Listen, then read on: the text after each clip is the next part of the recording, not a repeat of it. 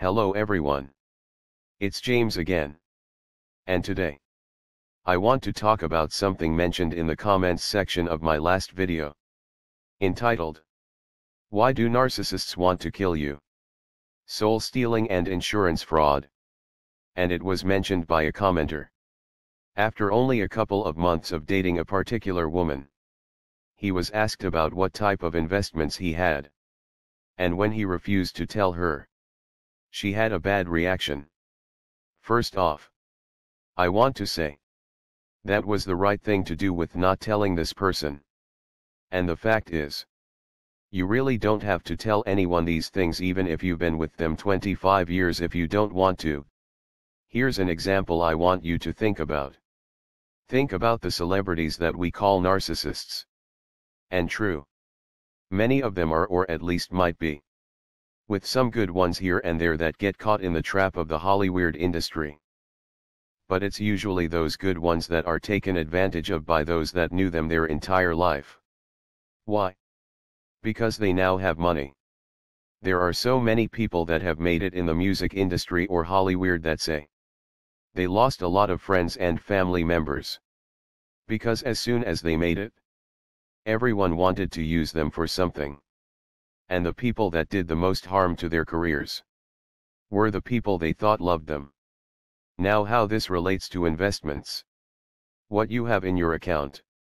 And what you don't have. I say, it's your business and you tell who you feel comfortable telling. And if that is no one, then you tell no one. Does that mean you love your husband or wife any more or less? Because you don't walk around blabbing your financial life to them. Everyone has their own comfort levels. Everyone has their own boundaries. Or at least they should.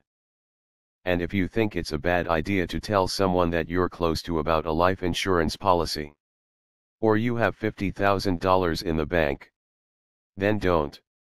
Don't tell them. You can still have a close relationship with someone that you don't tell about your $50,000 sitting in the bank. But sadly, narcissistic abuse victims weren't raised that way. We were raised we have to confess everything. And the reason that is, we were always told how bad we were and how dishonest we were. Even though we were honest to a fault. Because our narcissist parents or parent or siblings were projecting their evil and dishonesty onto us. So we feel the need to constantly prove how honest we really are. By having no boundaries and barriers. And telling everyone everything about us. And that's with people we think we know fairly good. We would also do that with people we just met as well. All that would be needed is for them to tell one fake story or confess a fake happening in their life. And we would then feel obligated to spill our guts out on the table. Financial information and all. Now hey. If you have someone that you really feel that you can trust, and you really feel like it's okay to tell such things to, you can make that choice if you want to. But if you are unsure, there's nothing wrong with keeping some things like that to yourself. Now this can be an early tell sign. You are dealing with a toxic person. When they are upset you won't tell them certain things, such as your financial information, or other personal details. Instead of getting to know you slowly. I remember Susie kept on telling me, "You are so secretive. You won't tell me anything." The reality was, she knew a lot. I told her about my horrible family within a short amount of time. And on and on and on. She knew how to tailor her abuse to me. But she wasn't satisfied. She wanted more information. So she kept on saying, "James, you're so secretive. I feel like we don't have a relationship." And this made me deep down inside want to prove her wrong. So I blabbed and blabbed and blabbed some more. Now someone brought up being transparent before. You can still be honest and transparent, but having limits at the same time. And even with the most trusted people around, you can't tell them certain things. You just can't. Because you don't know what kinds of devils and demons that are working on them day and night and night and day. And before you know it, they are trying to take from you what you just acquired. Or they try to find a way to steal from you what it took so long for you to earn. The Bible talks about man having evil in his heart, and doing a lot of bad things to his own brother. And how jealousy will make a group of brothers sell their very own into slavery, and them lie to their father and say he was killed by a wild animal. God warns us on how to deal with such people, and being careful on how we speak to them, because they may become jealous and try to hurt us. There's an old saying: whenever you make something good for yourself, there's 1,000 people that will try to take it from you. The thing is, they can't try if they don't know about it. This goes back to the example I gave in a previous video. Telling even a group of trusted friends you're going on vacation for a week or a month is usually a bad idea. Why? Because so many times when people do that, they get robbed. Now how can this be? All of your friends have pretty good jobs, right? Surely they would never do such a thing. Well, you don't know what kind of demons they have in their life that are working hard on them. You just don't know. They might steal from you just because of jealousy. Or they might have a drug problem and need the money. You just don't know. But what we do know is we are told as a society, it's not smart to tell people when you will be away from your home for a long period, or heck even a short period of time. No matter how nice you think your friends or family or co-workers are, so is not telling the people in your life such information a bad thing? Does it make you dishonest? No. It makes you smart and wise. And knowing the information that the Most High has given us is true.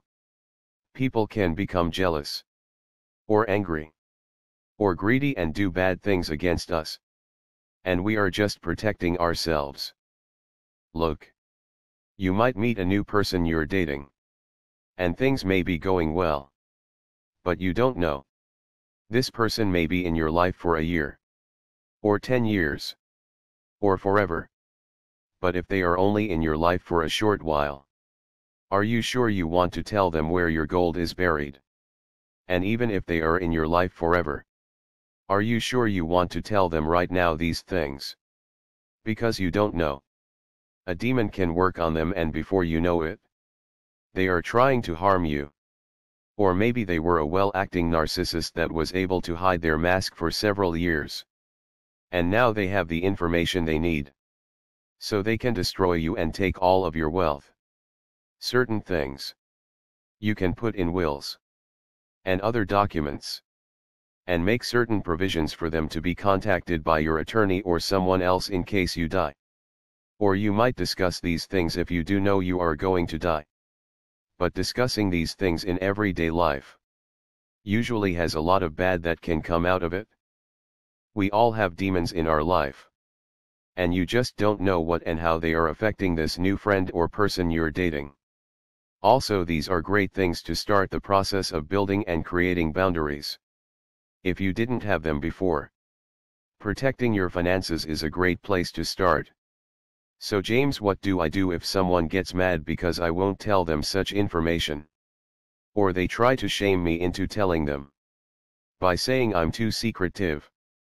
Well, it's a good chance you have a toxic person on your hands that doesn't like your boundaries, and is trying to break them down.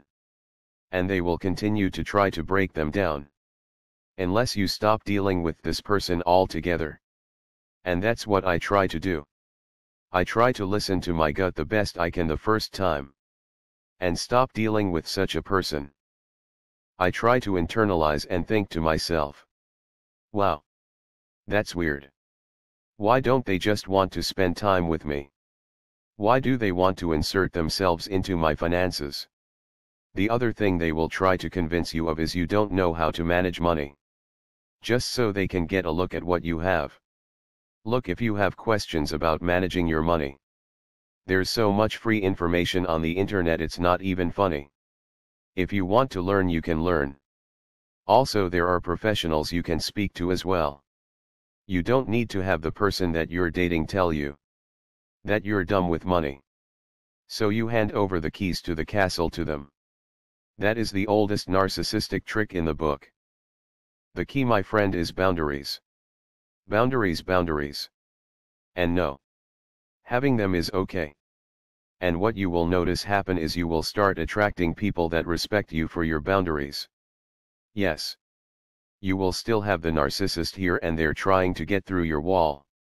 But if your security is good, and you aren't shamed into giving up the keys, they will move on. Recognize shaming language and shaming tactics if you can. It will be a huge help. And a great way to cut bad people out of your life. I think to myself now, this person must think I'm an idiot. As they say, you don't know what you're doing with your money. Or where did you go to investment school at? Or other jabs they try to take. And when you see and hear these types of things, you can know. Okay. This person done. No need to go any further here. I see what kind of tactics they are using. I've seen them before. And they know exactly what they are doing. And they know why they are doing it. Now, all of this being said, don't be above taking advice. It's okay to ask questions of those that you have a high amount of trust in. And you know they are knowledgeable. But even then, should you lay your financial cards on the table? No. Because trust me, they won't do it with you. No matter what they say. And doing so is just like telling good friends you are going on vacation. In either case you have a high chance of getting robbed. Well, that's all I have for now. I thank you for the post. It's good comments like this that helps one to think about how they live their life. And the important boundaries they develop as they mature and grow. It's so important. That being said, thank you all for your subscription. And if you haven't subscribed already, please do so. And click the little bell to be notified each and every time I upload a new video. Also, don't forget to like and share. The more this information gets out, the less time these demons will have. Knowledge is increasing. And the more this information is everywhere, the harder and harder it will be for those that are evil to continue on hurting others. Because people will have become too wise to fall for their mess. As always, let's keep praying for wisdom. Let's keep praying for strength. Many blessings to all. And until next time. Bye for now. And be good to yourself.